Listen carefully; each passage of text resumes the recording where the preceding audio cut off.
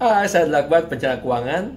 Di video kali ini kita akan bahas hal apa yang harus dilakukan untuk agar kita bisa berhemat. Banyak orang yang nggak bisa hemat, ya. Siap?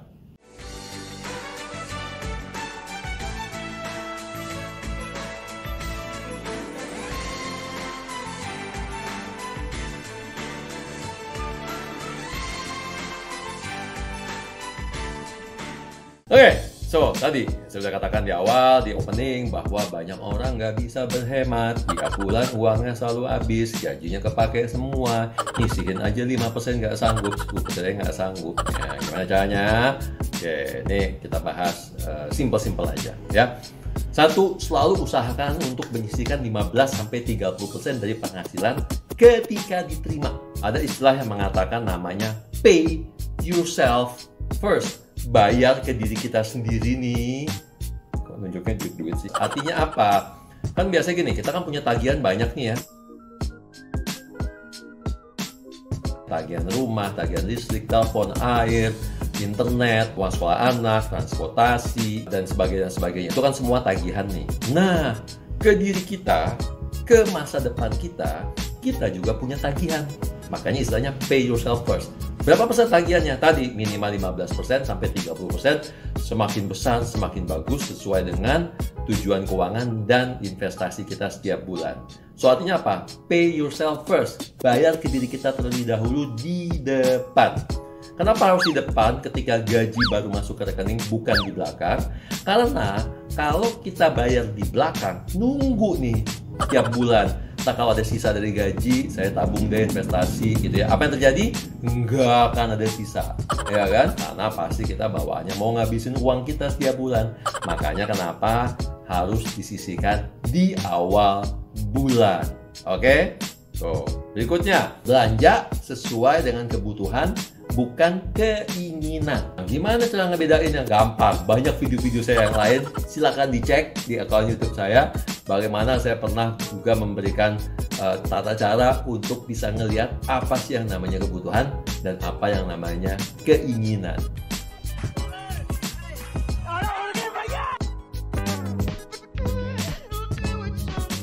So, cek aja di video. Ada pembahasan tentang apa ya, fungsi dasar. Cek di video juga tentang fungsi dasar. Itu juga ngebahas antara kebutuhan dan keinginan. Oke, kemudian berikutnya adalah lakukan hal-hal kecil yang bisa menghemat setiap hari, setiap bulan, ya, setiap minggu juga, ya. Contohnya apa? Contohnya misalnya bawa makanan dari rumah, itu bisa menghemat, udah pasti, ya kan, bawa bekal misalnya. Kedua, bawa botol minum dari rumah, isi minuman di rumah, isi minuman di kantor, itu juga bisa menghemat, ya kan? Makan di rumah sebelum kemana-mana, mau ke mall, mau jalan, mau ke kantor, mau kemana, isi perut yang kenyang, makan di rumah. Karena kenapa? Karena biaya masak di rumah itu jauh lebih murah daripada kita beli di luar. Kenapa? Karena kalau kita beli makanan di luar, itu kan udah ada isinya tuh, ada komponen biaya makanannya plus keuntungannya si penjual. Keuntungan penjual itu bisa 50%, bisa 100%. Nah, itu 2 kali lipat dari biaya masaknya dia.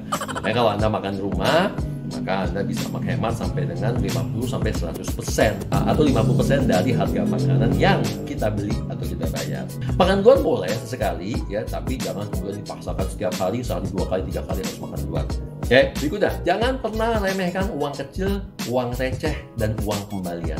Ya, ini dahsyat sekali, ya. Banyak contoh kasus di mana orang nyimpen tuh uang dalam botol galon, nyimpen dalam celengan gitu ya. Taruh aja tuh di depan rumah atau di dekat pintu ketika kita pulang.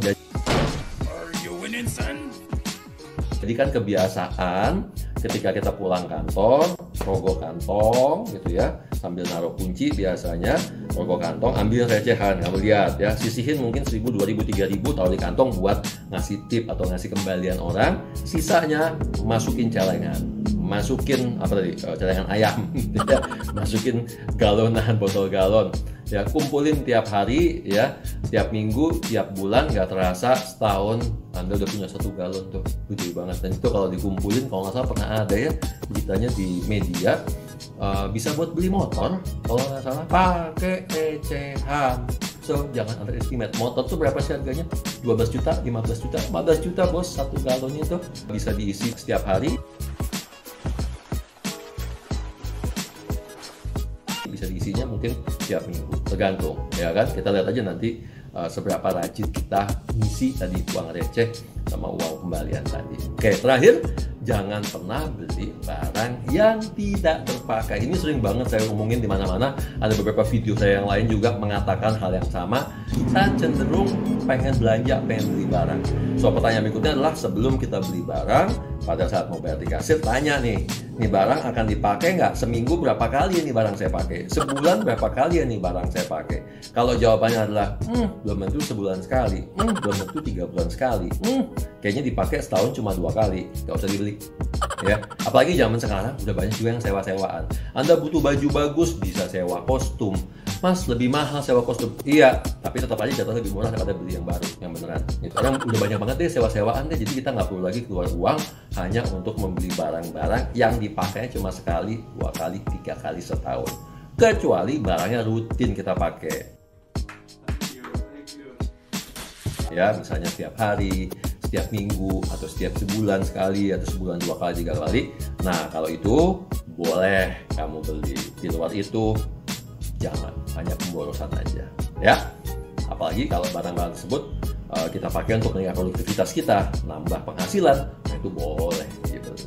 Oke, ya, kita paham ya. So, kalau Anda suka sama materi dan channel ini, jangan lupa untuk like, subscribe, boleh komen-komen di bawah, pencet-pencet tuh lonceng-lonceng, dan bagikan ke teman-teman yang lain supaya banyak orang yang bisa belajar ilmu perencanaan keuangan secara gratis melalui video-video ini.